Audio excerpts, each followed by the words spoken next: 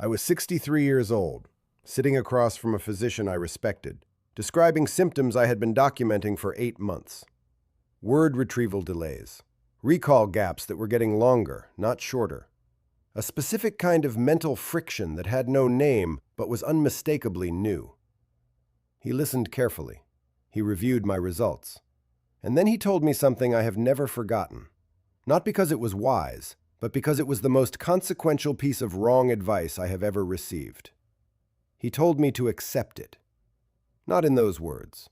He said things like age-related cognitive changes and normal trajectory and focus on lifestyle factors. But the meaning was precise. There is nothing to find, nothing to fix, and the correct response is accommodation. I walked out of that office and made a decision that changed the next 5 years of my life. I decided not to accept it. And I decided to find out why the advice I had just been given was built on a biological assumption that the current research had already disproved. What I found is what this video is about. I am Dr. Hiroshi Tanaka. 4 decades in neurological research, with a specific focus on the early biochemical markers of cognitive decline, the period between the first measurable changes inside the brain and the point at which any symptom becomes clinically diagnosable. That gap is where the medical establishment's advice to accept aging does the most damage. Research published in Advanced Biology in 2022 examined neurological changes in aging adults and found that measurable disruptions in brain function appear at the preclinical stage, before diagnosis, before any symptom is obvious enough to flag clinically, and in many cases, years before the individual has been given any reason to investigate. The brain is already experiencing active biological interference, and the standard clinical response, monitoring, lifestyle advice, watchful waiting, addresses none of it. The enemy is not negligence. The enemy is a framework built on the assumption that cognitive decline during aging is a passive, inevitable process rather than a specific, driven one. That assumption leads physicians to tell patients what my physician told me: accept it. It leads the supplement industry to sell healthy aging products targeting the symptom of getting older rather than the mechanism behind the cognitive failure. And it leads patients to spend years accommodating a problem that had an addressable cause the entire time. Neuroevidence exists for people who refused to hear "accept it" and kept looking. Every video on this channel is built on peer-reviewed research read without commercial interference, because your mind is worth that standard of information, and because the alternative has already cost you enough time. If that is the channel you want access to, subscribe now. Not for the channel's benefit, for yours. And before we continue, I want you to type one word in the comments below: refused. If you were told your cognitive symptoms were just aging and you did not accept that answer, that word is for you. It also tells me this research is landing with the people it was built for. So what is actually happening inside the aging brain when memory and recall begin to fail? Not the explanation that leads to accept it, the explanation the research points to. Here is the critical distinction my physician's framework missed. Aging does not erase memories. It does not delete stored information. What aging does, specifically through a set of very well-documented biochemical failures, is corrupt the transmission of that information between where it is stored and where you need it. Think of the brain's recall system as an electrical grid. Every memory, every name, every word you have ever learned is still generating signal at its source. The power is there. But the transmission lines, the neural pathways carrying the signal from storage to conscious access, have accumulated corrosion over years of biological stress, and corroded lines drop signal. The more demand you place on the grid, a conversation, a moment of pressure, a room full of people watching you retrieve something, the more the degraded infrastructure fails to deliver. That is not aging. That is corrosion. And corrosion has a cause. 3 biological failures drive it. First, declining nerve growth factor. NGF is what the brain uses to maintain and rebuild those transmission pathways. When NGF falls, the infrastructure deteriorates at a rate faster than the brain can repair it. Second, oxidative stress. Reactive oxygen species accumulating inside neurons, causing progressive cellular damage that accelerates the transmission failure and prevents the clearance systems from functioning. Third, the buildup of tau protein and beta amyloid. These are the primary deposits of neurochemical residue that physically obstruct signal transmission between neurons. A healthy brain clears them continuously. A brain under oxidative stress and NGF deficiency cannot keep pace. A 2023 study in Molecules identified a compound isolated from tamarind pulp that measurably reduced tau and beta amyloid levels and improved spatial memory function in impairment models, not by generating stronger signal, but by removing the obstruction blocking transmission of signal that was already there. The power was always there. What needed clearing was the corrosion on the lines. After I left that physician's office, I did what most people in that position do. I took the lifestyle framework seriously. I extended my Mediterranean diet protocol rigorously. I added daily aerobic exercise specifically for its documented effect on cerebral blood flow. I built a consistent sleep schedule. I started a language learning program specifically because the neuroplasticity literature supported it.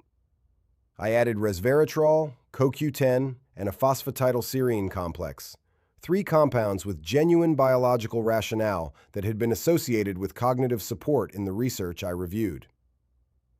18 months. Disciplined, documented, consistent. The friction did not resolve. The reason, which I eventually understood, is that not one of these interventions was capable of clearing the specific neurochemical accumulation driving the transmission failure. Diet and exercise reduce systemic inflammation, a meaningful upstream input, but insufficient against residue that has already built up at the neuronal level. Language learning creates new pathways, but does not restore the degraded ones. And the supplements I chose were targeting signal generation, not line corrosion. I was doing everything correctly for the wrong diagnosis. Let me walk you through what changes when the mechanism is addressed correctly. Day 1. The first day is biochemically significant and experientially silent. The neuroinflammatory environment sustaining the protein accumulation begins to encounter direct resistance.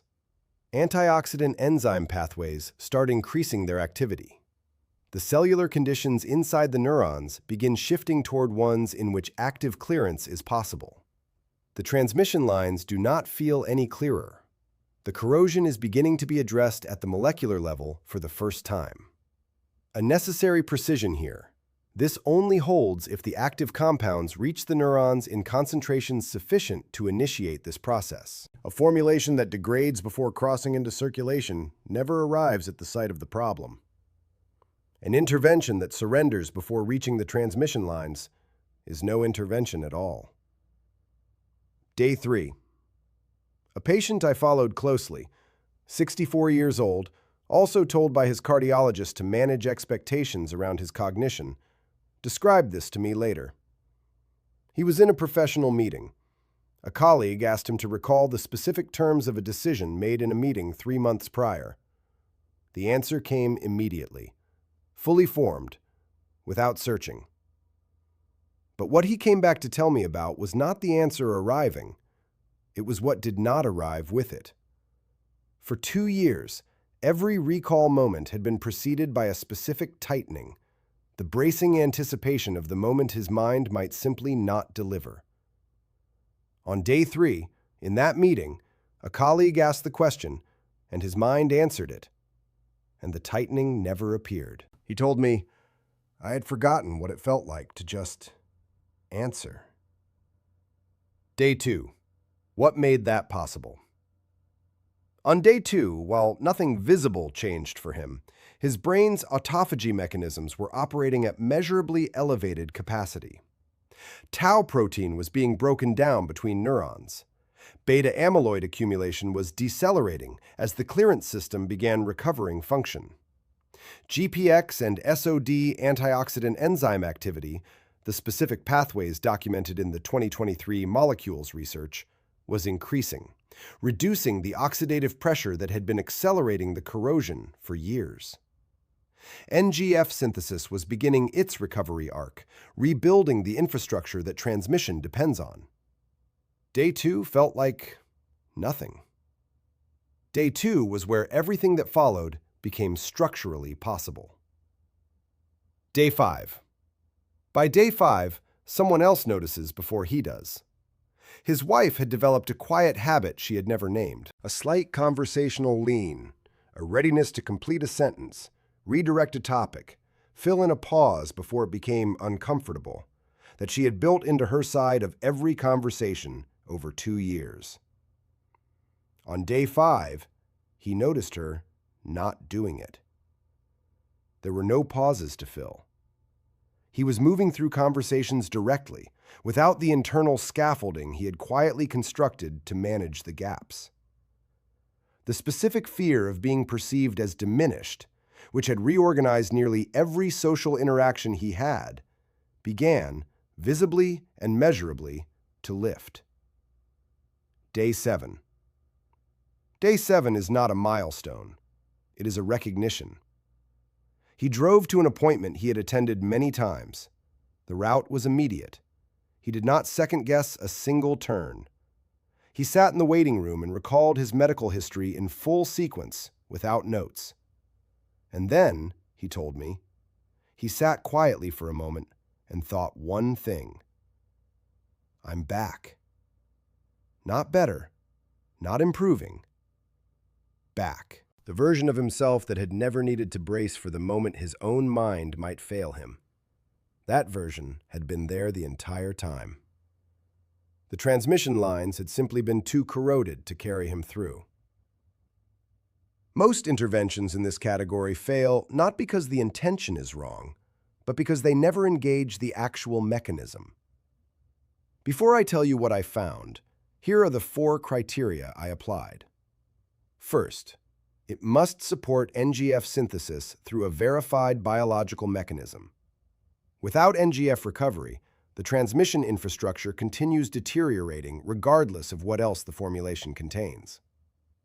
Second, it must reduce oxidative stress at the neuronal level, specifically targeting the reactive oxygen species responsible for driving the corrosion inside the brain cells themselves.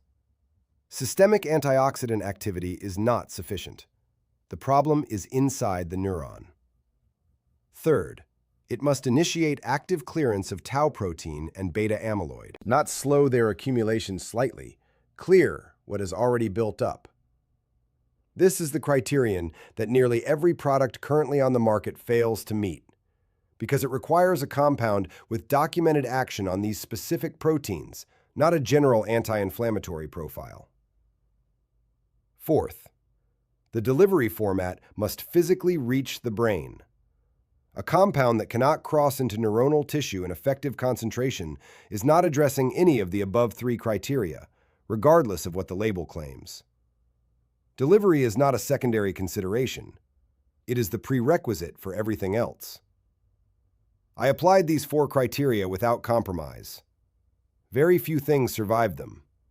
Neuroprime is what did. It is formulated as a liquid drop, taken sublingually, which satisfies the delivery criterion before any other evaluation begins. The compounds enter circulation directly, bypassing the degradation that renders the majority of capsule-based formulations neurologically inactive before they arrive. The formulation includes lion's mane for verified NGF synthesis support, the tamarin compound documented in the 2023 molecules research for direct action on tau and beta amyloid accumulation, and pine bark extract addressing the oxidative environment at the cellular level. The link in the description does not take you to a checkout page. It takes you to a detailed explanation of the root cause argument and the research behind each component of this formulation, written for someone who, like you, needs a second opinion from a source that is asking the right questions. I would ask you to read it before you do anything else. Realistically, within the first 7 days, most people notice a qualitative reduction in the friction, a subtle but measurable thinning of the obstruction. The most common early indicator is the absence of anticipatory dread before recall moments, rather than a dramatic improvement in recall itself. Sustained, reliable results take 30 to 60 days of consistent use. The corrosion accumulated over years. Give the clearance process the time it requires to work at the depth the problem exists. 1 drop every morning, under the tongue or in whatever you already drink. 10 seconds. Nothing to manage, nothing to track. There is a 365-day money-back guarantee. Every unused bottle returned, no conditions, complete refund. For someone who has spent real time and real money on approaches that were never designed to reach the actual mechanism, that guarantee removes any remaining reason to wait. Type the word "reclaimed" in the comments below, because that is what this is. Not a treatment, not a supplement protocol. The reclamation of a mind that was never actually going. It was being blocked, and you were told the block was permanent. If you know someone who was handed that same advice, accept it, manage it. This is just what aging looks like. Share this video with them directly. Not as a recommendation, as the information they should have received in that appointment before they were told to stop looking. They told you to accept it. You chose to watch this video instead. That choice was already correct. Now follow it through.